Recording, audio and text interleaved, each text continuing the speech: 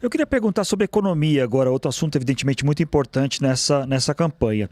Na semana passada, a Folha fez uma reportagem mostrando que entre as propostas que o Flávio Bolsonaro deve ter para seu eventual mandato seria que o reajuste da inflação, o orçamento da educação, saúde e previdência seria feito apenas pela inflação, não mais com ganho real.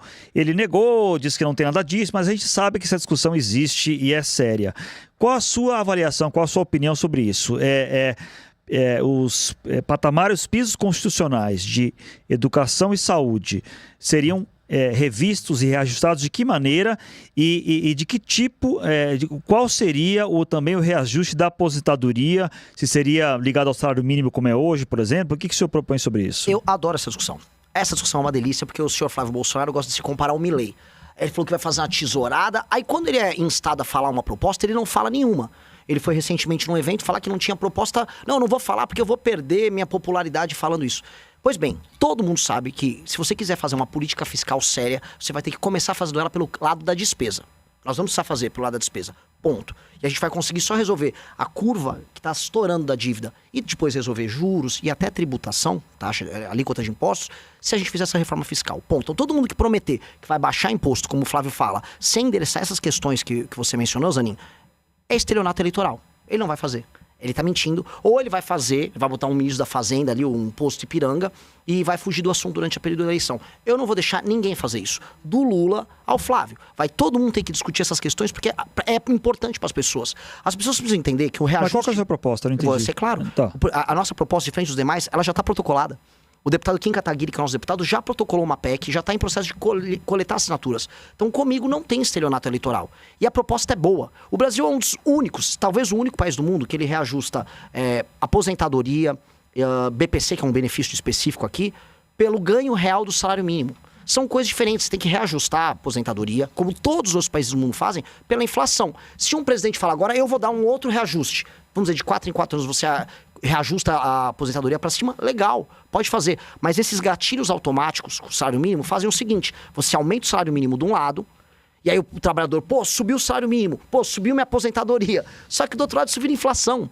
E é por isso que nós já percebemos, e todo mundo já percebeu, que supostamente estamos em pleno emprego, mas as pessoas sentem que elas estão mais pobres. Por quê? O custo dessa operação fiscal doentia que o Brasil tem está gerando isso. Então não adianta eu falar, fica tranquilo, eu vou reajustar tudo pelo salário mínimo. Aí eu tomo de você pela inflação e pelos juros. Não funciona. Não adianta a gente ficar enganando o eleitor. O Milei na Argentina, ele foi muito honesto. Eu vou fazer um monte de reforma, algumas pessoas vão falar que vai doer, mas o remédio é amargo. A solução... Ele é um modelo pro senhor, Milei? Nesse sentido, sim. Até porque ele comete esse sincericídio. O que eu não vou admitir é estelionato eleitoral. Eu vou falar pro cidadão brasileiro, vou precisar fazer essas reformas. Deixar o Brasil praticamente quebrar agora.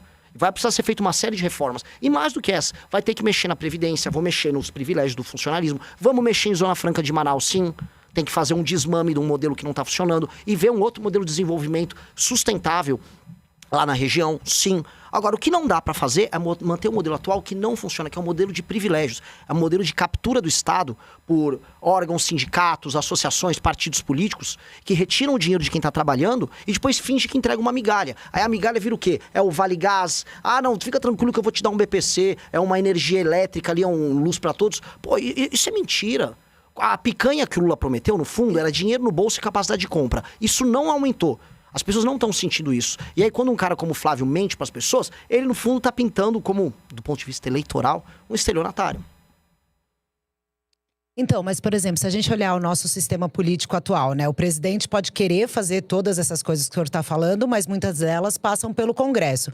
O senhor está num partido que nasceu recentemente com uma representatividade extremamente baixa. Ou seja, vai obrigar o senhor a negociar. E muito. Com propostas que não são populares, digamos assim. Não corre o risco do senhor também cometer um estelionato eleitoral porque não vai conseguir ter força no Congresso para isso? Enfim, é um risco que me parece bastante grande, não? Carla, duas respostas para isso. Primeiro, a pessoa que em geral comete um estelionato, ela promete uma coisa muito boa e suave e leve, e ela não entrega ou entrega algo ruim depois. O que eu tô prometendo é um remédio amargo agora. É difícil e depois de aplicar, nós vamos conseguir ter um horizonte melhor lá na frente. Eu tô chamando as pessoas para um sacrifício para salvar o Brasil. E esse sacrifício vai dar resultado rápido. Então isso é o oposto do estelionato. Isso eu chamaria de sincericídio. E do outro lado, veja, eu tenho um parlamentar hoje, só que se eu venço as eleições presidenciais, isso significa que eu vou ter motivado o Brasil a discutir esses temas, vou vencer a eleição com isso, vou eleger não só no meu partido uma bancada grande, mas vou pautar outros partidos, tanto os partidos de direita quanto os do centrão, até gente de centro-esquerda, a falar sobre os nossos temas e colocar esses temas na ordem do dia. Se eu venci a eleição, significa que 50% mais um do Brasil, no mínimo, está apoiando isso. Mas o senhor admite que o senhor vai ter que governar negociando com o Centrão. Zani, ou é possível governar sem o hoje não Centrão? é. Ainda mais na forma... Eles estão na forma mais forte deles hoje. Eles estão no auge. O que a gente vai ter que alterar do Centrão é o sistema de incentivos da política brasileira que faz com que eles sejam tão fortes. E eu vejo discussões na esquerda, eu vejo o Zé Dirceu falando isso o tempo todo, e a gente tem que acompanhar os adversários. Eu não vejo na direita bolsonarista nenhum debate sobre isso, até porque eles se tornaram o Centrão, e nós temos um debate próprio nosso sobre como desmontar a parte de poder do Centrão. Agora, se eu vencer a eleição, eu vou ter que assumir o poder e conversar com eles. Eu já fiz isso. Quando nós derrubamos a Dilma Rousseff, a Folha cobriu isso bastante à época, eu organizei eventos, reuniões, juntamente com os políticos, não importava o partido que eles fizessem parte, pra gente ter maioria no Congresso. Eu sempre entendi a importância da política. E, nesse sentido, eu vou compor... Mas o toma lá da cá, por exemplo? Isso não. Isso não. Um exemplo que eu posso te dar concreto. O que eu preciso demonstrar para um político do Centrão é, se eu tô no Ceará e eu tenho deputados do Centrão na base no Ceará, eu não vou fazer ele roubar uma emenda no Ceará. Mas o que eu vou fazer é, vamos agora libertar Santa Quitéria, vamos fazer uma operação juntos para devolver Santa Quitéria para a própria população. Você vai compartilhar comigo dos louros políticos, a vitória política, o capital político, que é uma moeda, esse eu compartilho. Agora, capital financeiro não. Capital financeiro virou uma regra de preguiçoso. E assim, eu vou comentar uma outra coisa. Parece, assim, a gente tá tão desiludido sobre o Brasil, as pessoas acham que não vai dar. Que a gente se esquece, assim, que o Fernando Henrique Cardoso passou reformas das mais diversas, sendo ele próprio um sociólogo, com uma linguagem muito pouco popular. Já houve presidentes capazes de fazer grandes reformas e sem precisar se tornar, vamos dizer, um total escravo. As dificuldades existem. No médio prazo, a gente tem que superar elas com um novo modelo. E se vocês quiserem, eu tô aqui para debater, posso falar qual é o modelo que eu acredito. Mas dá para fazer. Dá para fazer e dá para fazer o convencimento sem o toma lá da cá. Nós estamos há 11 anos sem entrar nesse jogo sujo. E eu não vou entrar agora. Nem tô aqui para isso. Para mais vídeos assim, se inscreva no canal e deixe seu like.